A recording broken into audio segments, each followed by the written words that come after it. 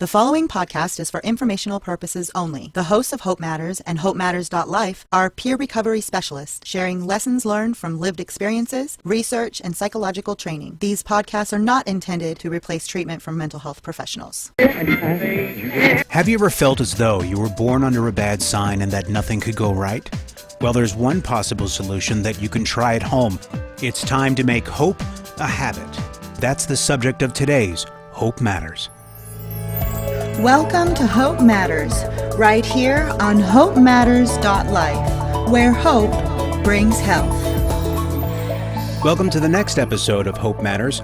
I'm show co-founder Louie Cruz. And I'm Jamy Joy, the other co-founder. Louie and I are both mental health peer recovery specialists. Today's topic is going to include neurons.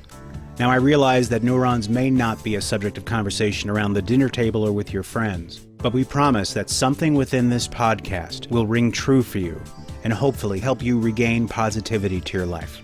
So did you ever feel like you were stuck in the muck, like you couldn't really get yourself out and you didn't even really know how you got there in the first place? One of the most useful tools that I've come across is the understanding that neurons that fire together wire together. Neurons firing together and wiring together is an automatic function of the brain, and if we're not aware of this process, it can work against us. Fortunately, though, once we learn to use it as a tool, we can use it in a more intentional way to focus our mind in a more positive direction. It can help free us from automatic negative thinking. That is the topic on today's Hope Matters, and we look forward to hearing what you think. Please send your questions and comments to HopeMatters.Life@gmail.com. Before we begin exploring this topic, we would like you to imagine a bell curve. A bell curve, as you may have guessed, is shaped like a bell. It is a continuous line that begins low on the bottom left, slopes gradually up to a peak towards the center, and then slopes back down to a low point on the right. Today's show will follow that bell curve. We'll begin on the bottom left by talking about neurons firing together and wiring together as an automatic function of the brain. The center of the bell curve, which is the highest point, represents the time at which we realize that unhelpful circuits have strengthened and or accumulated over time and grown so uncomfortable that we want to fix it. So we decide to use this automatic function of the brain as a tool. And the remainder of the bell curve, where it slopes gently down to the right, will be the relief we experience by applying this tool to improve our lives. So before we learn how to apply this tool to our own lives, it is important to understand that neurons will be automatically firing and wiring our whole lives. Before we start using our tool intentionally for our own benefit, it is likely that some negative neurological bonds are formed that produce bad habits or negative thoughts. As these bonds strengthen, the bell curve rises and the muck thickens. Although this can be overwhelming and it will seem like we'll be stuck in the muck forever, it is good news. This is our wake-up call, and it proves that we are ready for change. Louie here is going to be covering the left side of that bell curve. To help us understand this automatic function of the brain, it is useful to first determine what it is the brain is trying to accomplish. It's trying to learn from the past to prepare for the future. Once a lesson is learned, then, it is stored in the subconscious mind, where it waits to be reactivated. That way, your subconsciousness will react automatically while your conscious mind is focused on other things, like listening to this podcast. And a key way this subconscious learning process occurs is by wiring together neurons that fire together. Now, by neurons, we're not referring to one specific cell in the brain, but rather neural circuits of the brain that deal with different topics. If you approached the west end of a forest and discovered a pack of man-eating lions, for example, the neural networks associated with the west end of the forest and the neural networks associated with dangerous man-eating lions would wire together into a new circuit. Therefore, from that moment on, no matter what you were consciously thinking about at the time, your subconscious mind would alert you of danger if you happened to wander into the west end of the forest. Similarly, if somebody gave you a rose as a loving gift, the neural networks associated with roses and gifts would wire together and bring joy the next time you encountered a rose. So there are obvious benefits to this feature of the brain that wire together neurons that fire together, but is it always beneficial? Consider, for example, the random act of walking through the kitchen, touching a chair, and then simultaneously hearing an explosion in the street. While the two events were technically unrelated, both neural networks, the one associated with chairs and the one associated with being startled, could wire together into a single expectation. So the next time you touch a chair, you may be reminded of the explosion, or, worse yet, fear. This is how many phobias form. This phenomenon can go even deeper. Let's say you were raised by a caregiver who one day spoke negatively and then became violent, and the next day spoke kindly and behaved peacefully. Neural networks associated with negative words and violence could wire together, and the ones associated with kindness and peace could wire together. The result could be a peace-loving adult who naturally speaks kindly to others, and then enters a state of panic when negative words are used by others. Without proper treatment, this can wreak havoc when entering a relationship with someone raised to view verbal conflict as constructive. So, Louie, that's interesting, but how does that apply to this everyday being stuck in the muck type of feeling? You see, neurons don't only wire together due to single events. They can also wire together through repetition. This process was wonderfully explained by psychologist Deanne Ware of DailyShoring.com. She writes, quote, "Our brain cells communicate with one another via synaptic transmission. One brain cell releases a chemical called a neurotransmitter that the next brain cell absorbs. This communication process is known as neuronal firing. When brain cells communicate frequently, the connection between them strengthens.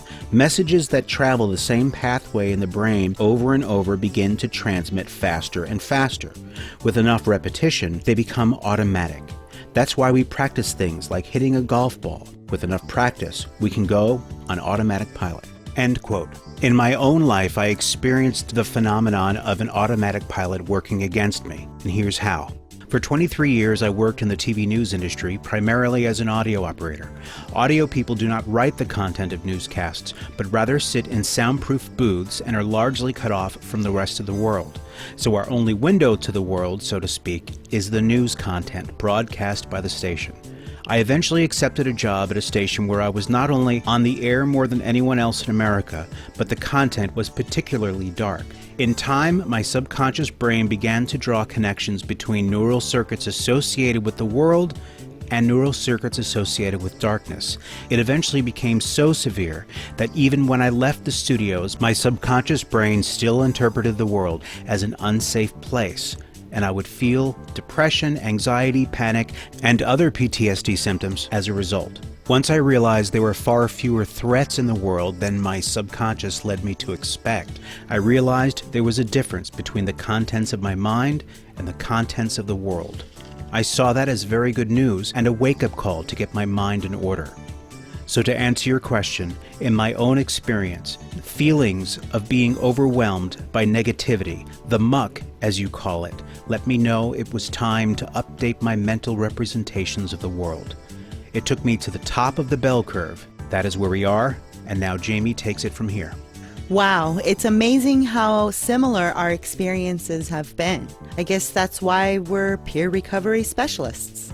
So now that we're at the top of this bell curve, let's talk about how we can start using this tool, neurons that fire together, wire together, for our benefit. So after you realize you need a change, and after you realize we need to start working our neurons in a different way, that is when the exciting stuff happens.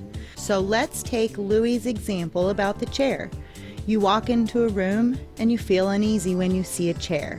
Once you realize there's no need to feel uneasy in this room with this chair, now you get the opportunity to tell yourself that you're safe. And you have physical proof that you're safe every time you walk into that room or touch that chair, and nothing bad happens. The good news is that you're safe in this room, and you can remind yourself of that as often as you need. After a while, your subconscious mind will just start to play along. So what we've done is intentionally rewired our neurons from that chair to safety, instead of just habitually firing what was already wired to danger. So don't get me wrong, this is definitely something that you have to work at every day. For a long time, I was in a situation where I felt completely inadequate in everything I did. And over time, that was my self-talk, that I was not enough, over and over. Once I left that environment, I still felt that I was not enough. Since that's obviously impossible because everybody has value, I was just reinforcing the negative neural pathways. I knew it was time for a change. So now what I do, if I find myself feeling that way, is I burn new neural pathways. I provide proof. I remind myself that I'm doing the very best I can with what I have and what I know. Every time I repeat that process, I strengthen that muscle and weaken the muscle connected to inadequacy. What do you think, Louie? Any thoughts? In my own situation, I helped my brain rewire new neural pathways by proving to my conscious and my subconscious mind that the world was actually safer than I was programmed to believe. I did this by separating myself from the environment that was unhealthy and by allowing myself to engage in activities in the real world that actually bore positive outcomes. Are there times when I have PTSD relapses? Of course. But now that I have new and more positive neural pathways, it's easier to reconnect to more positive and more realistic expectations of the world. And there are lots of ways you can do this. By fishing, riding horses, art, keeping a gratitude journal, therapy, exercise, learning something new, talking with friends. These are just a few examples of how firing and wiring new neural pathways can help you start changing your automatic perceptions. And in future podcasts, we'll be exploring different tools and different ways. So if you walk away from this podcast with nothing else, hope can be found in the recognition that just because we may not be happy with the world doesn't necessarily mean the world is worthy of that unhappiness. It could just be the product of neurons firing and wiring together. Alrighty, that's a wrap.